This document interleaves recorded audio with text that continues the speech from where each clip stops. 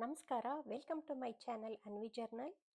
ಈ ವಿಡಿಯೋನಲ್ಲಿ ನಾನು ಪನ್ನೀರ್ ಪರಾಟಾನ 2 ರೀತಿಯಲ್ಲಿ ಸುಲಭವಾಗಿ ಹೇಗೆ ಮಾಡೋದು ಅಂತ ತೋರಿಸ್ತೀನಿ. ಈ ರೆಸಿಪಿ ಇಷ್ಟ ಆದರೆ ಪ್ಲೀಸ್ ಲೈಕ್ ಮಾಡಿ, ಕಮೆಂಟ್ ಮಾಡಿ, ಹಾಗೆ ನನ್ನ ಚಾನಲ್ಗೆ ಸಬ್ಸ್ಕ್ರೈಬ್ ಮಾಡ್ಕೊಳ್ಳಿ. ಪರಾಟ ಸ್ಟಫಿಂಗ್ಗೆ ನಾನಿಲ್ಲಿ ಪನ್ನೀರ್ನ ತುರಿದಿಟ್ಕೊಂಡಿದ್ದೀನಿ. ಅದಕ್ಕೆ ಸಣ್ಣದಾಗಿ ಹೆಚ್ಚಿರೋ ಕೊತ್ತಂಬರಿ ಸೊಪ್ಪು, ಸ್ವಲ್ಪ ಪುದೀನ ಸೊಪ್ಪು, ಸ್ವಲ್ಪ ಮೆಣಸಿನ್ಕಾಯಿ ಪುಡಿ, ಧನಿಯಾ ಪುಡಿ, ಅರಿಶಿನ, ಜೀರಿಗೆ ಪುಡಿ, ಕಸೂರಿ ಮೇಥಿ, ಈರುಳ್ಳಿ, ಸ್ವಲ್ಪ ಉಪ್ಪು ಇಷ್ಟನ್ನು ಹಾಕಿ ಚೆನ್ನಾಗಿ ಮಿಕ್ಸ್ ಮಾಡ್ತೀನಿ.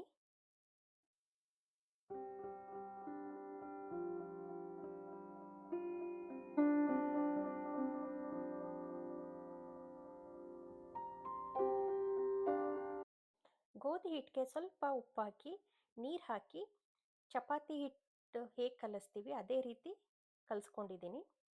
ಈಗ ಒಂದು ಉಂಡೆ ತಗೊಂಡು ಅದನ್ನು ಸ್ವಲ್ಪ ಬಟ್ಲು ಥರ ಮಾಡಿಕೊಂಡು ಅದರೊಳಗಡೆಗೆ ಈ ಪನ್ನೀರ್ ಸ್ಟಫಿಂಗ್ನ ಹಾಕ್ತೀನಿ.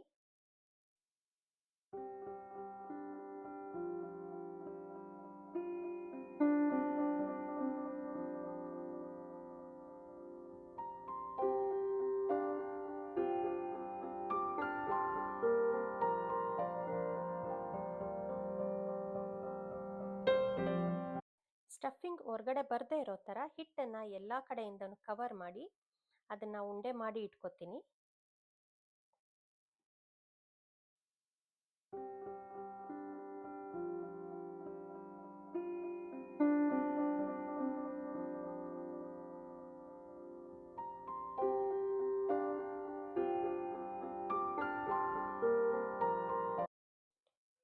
ಮಣೆಗೆ ಹಿಟ್ಟು ಅಂಟಬಾರ್ದು ಅಂತೇಳಿ ಸ್ವಲ್ಪ ಗೋಧಿ ಹಿಟ್ಟನ್ನ ಉದುರಿಸ್ಕೊಂಡು ಆಮೇಲೆ ಉಂಡೆ ತಗೊಂಡು ಅದನ್ನು ನಿಧಾನವಾಗಿ ಸುತ್ತ ಒತ್ತಬೇಕು. ಹಗುರವಾಗಿ ಒತ್ತಬೇಕು. ತುಂಬ ಪ್ರೆಸ್ ಮಾಡಿ ಒತ್ತಿದ್ರೆ ಸ್ಟಫಿಂಗ್ ಹೊರಗಡೆಗೆ ಬರುತ್ತೆ.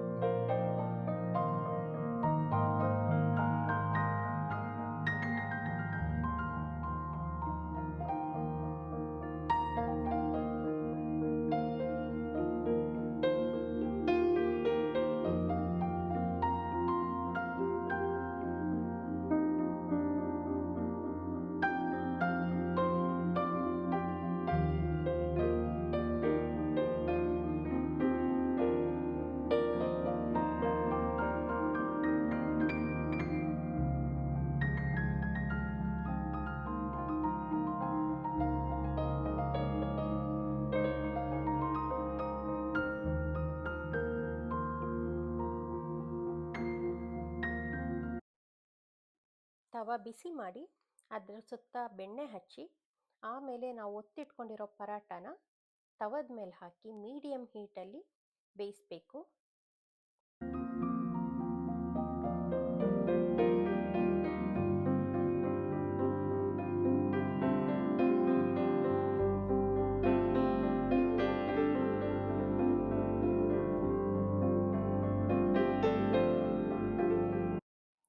ಎರಡೂ ಕಡೆ ಚೆನ್ನಾಗಿ ಬೇಯಿಸಬೇಕು.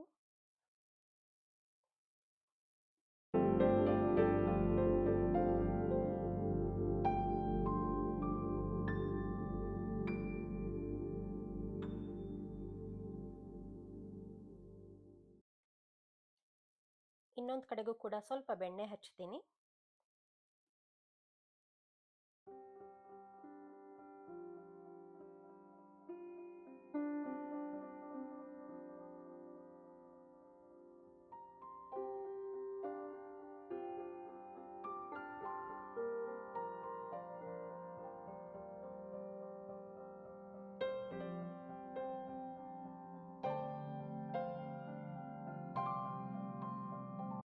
ಈಗ ಪನ್ನೀರ್ ಪರಾಟ ರೆಡಿ ಇದೆ.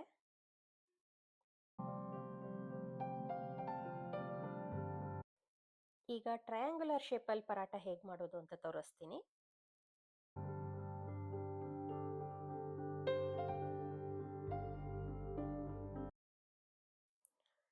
ಒಂದು ಅಗಲವಾದ ಚಪಾತಿ ಒತ್ಕೊಂಡು ಅದ್ರ ಮೇಲೆ ನಾವು ರೆಡಿ ಮಾಡ್ಕೊಂಡಿರೋ ಪನ್ನೀರ್ ಸ್ಟಫಿಂಗ್ನ ಸುತ್ತ ಹಾಕ್ತೀನಿ.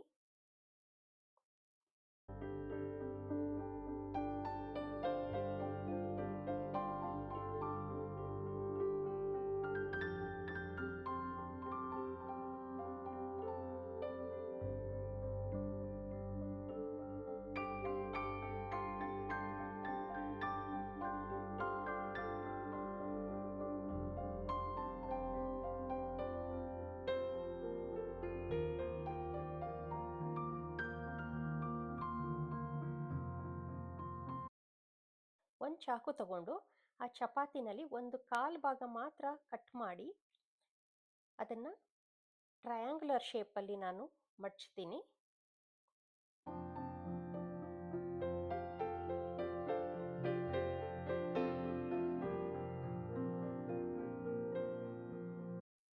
ಆಮೇಲೆ ಮಣೆಗೆ ಸ್ವಲ್ಪ ಹಿಟ್ಟು ಹಾಕ್ಕೊಂಡು ಈ ರೆಡಿ ಮಾಡ್ಕೊಂಡಿರೋದನ್ನು ಹಾಗೆ ಟ್ರಯಾಂಗುಲರ್ ಶೇಪ್ ಬರೋ ಥರನೇ ನಿಧಾನಕ್ಕೆ ಹಗುರವಾಗಿ ಒತ್ಕೋಬೇಕು.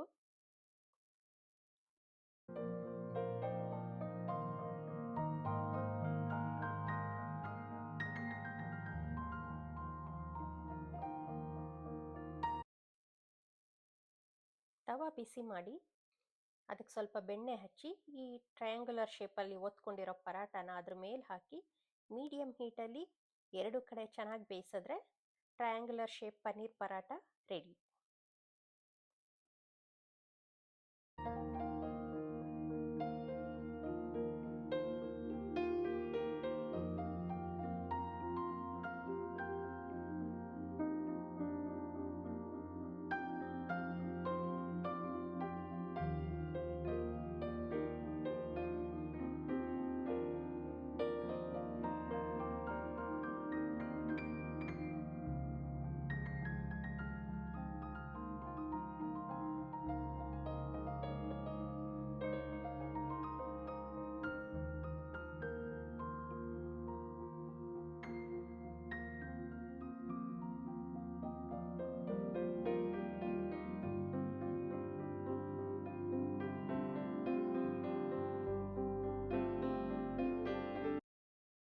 ನೀವು ಕೂಡ ಈ ರೆಸಿಪಿನ ಮನೆಯಲ್ಲಿ ಟ್ರೈ ಮಾಡಿ ಹೇಗಿತ್ತು ಅಂತ ಕಮೆಂಟ್ ಮಾಡಿ.